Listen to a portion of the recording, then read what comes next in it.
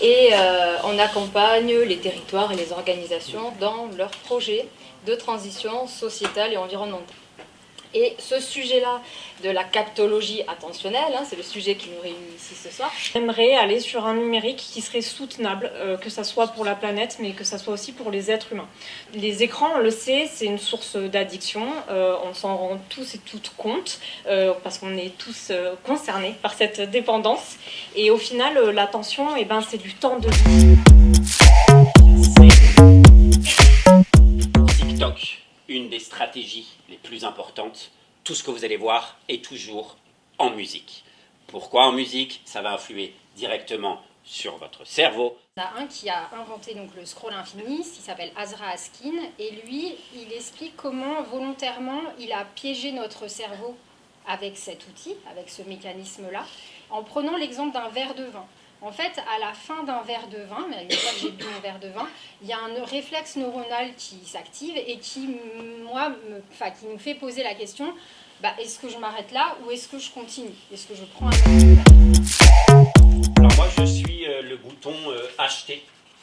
Je suis bleu et on me voit tout le temps. Madame, vous pouvez cliquer. Là, il faudrait cliquer. Excusez-moi. Est-ce que vous pouvez cliquer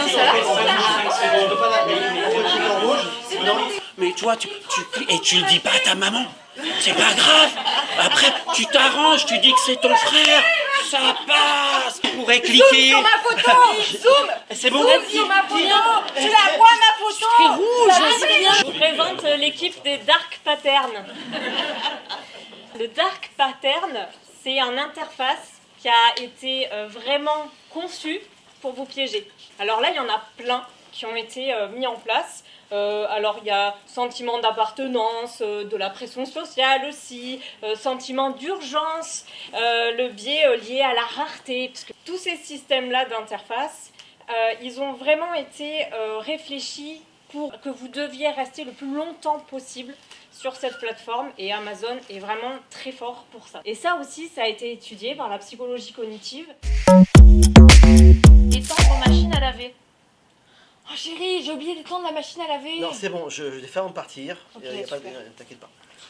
Jérôme vous a mis un like sur votre sortie vélo sur Strava. Ça va, chérie? Ouais. Ouais.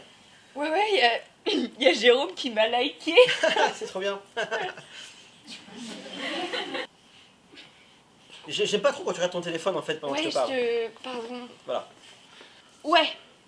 Pas obligé de crier si fort, mais ok. Je pose mon téléphone. Bon, d'accord, c'est bon, j'ai compris, je l'éteins.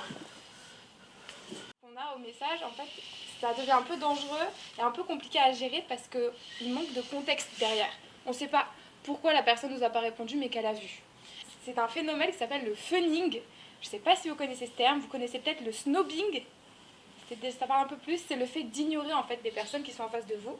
Et donc le phoning, ça se rapporte vraiment au fait que vous avez votre téléphone et donc vous ignorez la personne en face de vous.